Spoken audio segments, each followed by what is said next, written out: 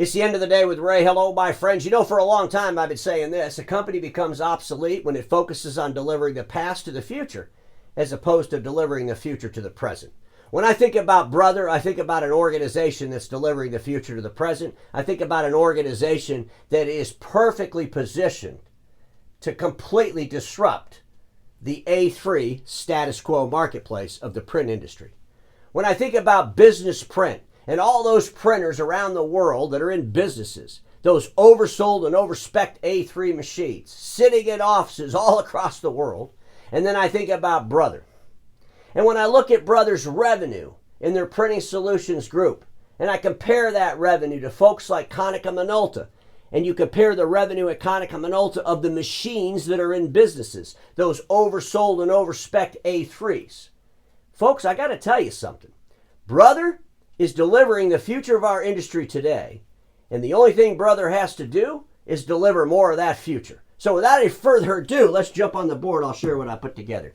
Top line revenue at Brother was $5.3 billion. They had a business segment profit of $486.5 million or 9.2%. But I don't give a crap about business segment profit. I care about operating profit. Over at Brother, it was $320.5 million on the $5.3 billion top line revenue or 6.1%.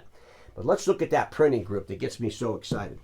The P&S group for Brother, $3.3 billion top line revenue. They had an operating profit of $392.5 million or 12%. I got to put down the magic pen because we got to give Brother a couple claps for that one. 12% operating profit on $3.3 billion in top line revenue. Congratulations, Brother. Now we got to focus on that Domino business group. You know, I've been talking pretty highly of the Domino business group. That's the industrial print space over there at Brother. A lot of folks didn't even know that Brother was in the industrial print space. Folks, I got to tell you something. I'm really impressed by that Domino business group, even though for the FY2023 they had a big old hiccup. They didn't have a hiccup on their revenue. The revenue was $707.8 million. But the hiccup was the operating profit loss of $155 million or 22% of that revenue. At the end of the day, when you look at the revenue of $707.8 million, it's more than double the revenue of Konica Minolta's industrial print and Ricoh's industrial print. I don't see Brother as an organization that runs around chasing revenue at all costs. Brother's a very disciplined organization. They had a major hiccup here with a $155 million loss. But at the end of the day, ladies and gentlemen, this is why I keep telling you all, whether you're an OEM, whether you're a mega dealer, private equity backed, whether you're a small dealer, you better start focusing on profitability and you better make sure you can deliver operating profit. Because, ladies and gentlemen, everybody's going to have a hiccup now and then. And it's those organizations that are disciplined that can absorb these hiccups better than those that aren't disciplined. That's one of my big concerns regarding Ricoh and their inability to really produce any kind of sufficient operating profit. As a company, Brother came in at 6.1% with all their divisions. The only loss they had was in the Domino business group. I'll explain that loss to you in a second. But that P&S group, that Printing Solutions group, 12% operating profit, that's just fantastic. Let's look at some more details. If you think about the Printing Solutions group, there's really two divisions. We got Communications and Printing Equipment, which is $2.9 billion of the $3.3 billion. You got Labeling, which is $427.2 million of the $3.3 billion. But ladies and gentlemen, when you look around the world and the revenue that's coming out of these geographies, America's $1.1 billion in the communications and printing equipment, they have so much room to grow. Europe, $932.2 million, so much room to grow. Folks, Brother can really impact the marketplace. They can really do it. We know they live in the Soho home offices, but we also know they got that workhorse product. We also know they're taking the enterprise space a lot more serious. They understand there's a whole lot of potential in that business printing, and we're going to see what they do over the future. But at the end of the day, ladies and gentlemen, they can cause a lot of pain to a lot of A3 providers. A lot of pain. And the reason they can cause a lot of pain is they understand the importance of profitability. I mean, think about it, 12.1% operating profit. That's a fantastic achievement, and they should be congratulated for it. I wanted to share this slide because I wanted to do an exercise. There's a couple things on this slide I want to talk about. If you go to Brother and you take the PS, the Printing Solutions group of $3.3 billion, and you take the Domino business group of $707.8 million, and you just blended all that together, because it's all about print, right? Industrial versus office and Soho. If you put it all together, you're at $4 billion. If you put the operating profit loss of $155 million from the Domino Group and the operating profit gain of $392.5 million from the P&S Group, the combined operating profit is $237.5 million, or 6%. Even with a $155 million operating profit loss on the Domino Group, you blend them together, you got a 6.6% operating profit combined in the printing section. But here's something else I want everybody to think about.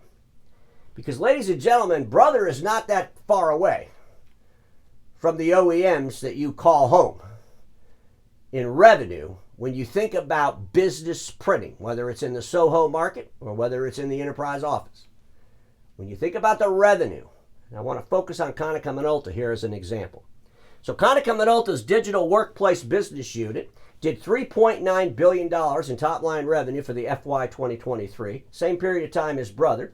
Brother's P&S Solutions printing was $3.3 billion.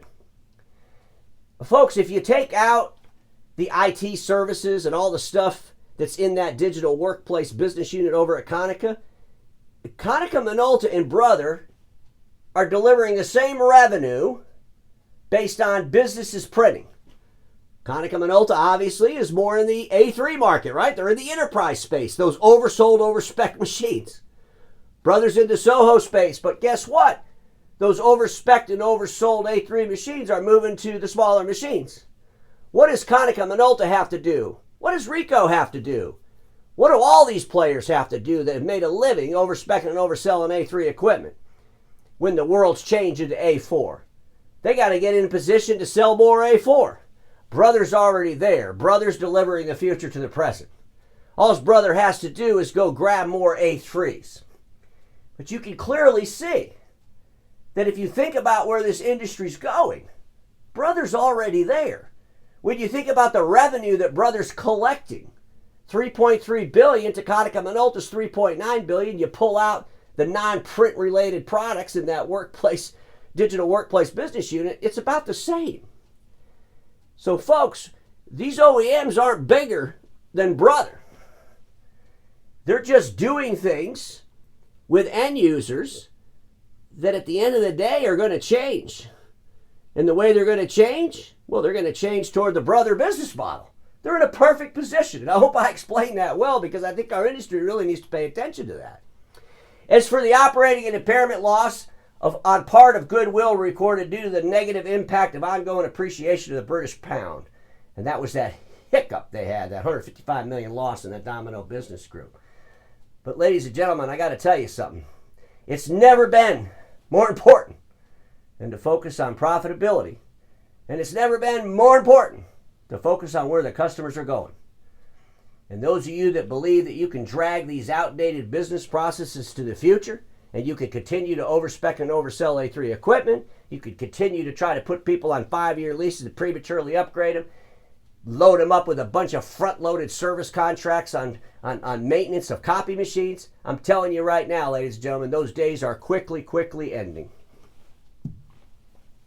I wanted to share some thoughts around the selling and general administrative expenses.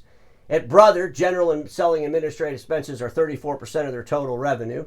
Their gross profit is 58% for the FY, which ended in March of 2024. Konica Minolta, the selling and general administrative expenses are 42%. Brother's 34%. I got to tell you something, folks. The selling and general administrative expenses are going to start really putting some pressure on some organizations. They really are. I mean, here in the United States, we got the big change in the non-competes about ready to happen. What's that going to do? Well, that's going to force all the players to probably do what? Probably going to have to increase some salaries. Probably going to have to make some changes. You know, the micro economies of the world are causing problems. Costs are going up. Insurance is going up. Healthcare costs are going up. There's all kinds of reasons why organizations need to be more focused on profitability than ever before. Brother, I got some advice for you. So I'm going through this chart that Brother has. They put this chart together. They talk about the supplies and the hardware and whether or not their units are up or down. And folks, there's some interesting numbers here. The growth rate of hardware units year over year in the laser-based machines is down 9%. In the inkjet-based machines are down 2%. So the hardware placements are down from the previous year. Brother, you got to change the target. And I know that brothers out there trying to replace the overspec'd and oversold A3s with the workhorse series, if you will, but they got to do more of it. Brother, don't think of yourself as just another A4 to compete with A4. Think of yourself as an A4 to knock out overspec'd and oversold A3s. Change the target to A3 and go after it rifle focused. You'll continue to sell the Soho market. You know, Brother's got a great reputation in the print space in the Soho, small home and office. They do. Move it up. Move upstream. You can do it, brother. Just change the target. Go after Konica Minolta and Ricoh's A3s.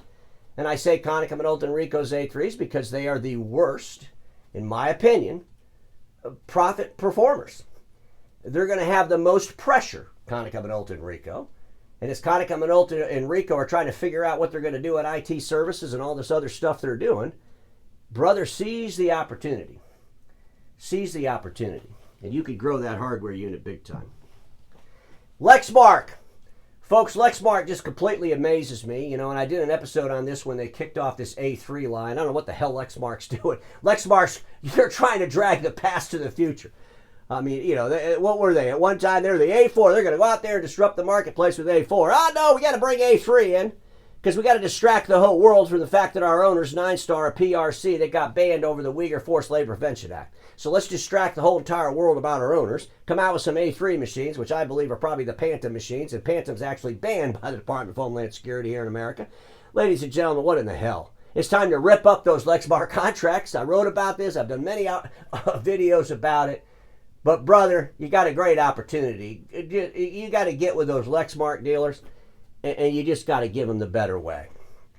And I'm sure that this sounds terrible for a lot of people because all the people that work at Lexmark and all this stuff. But at the end of the day, ladies and gentlemen, the PRC 9-Star who owns Lexmark got banned over the Uyghur Forced Labor Prevention Act, and our industry's ignoring that way too damn much.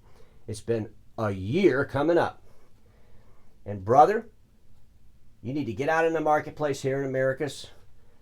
Get in the marketplace in Europe because I think Europe's getting a little bit tired of the whole 9-Star story themselves. You got some great opportunities to seize the moment.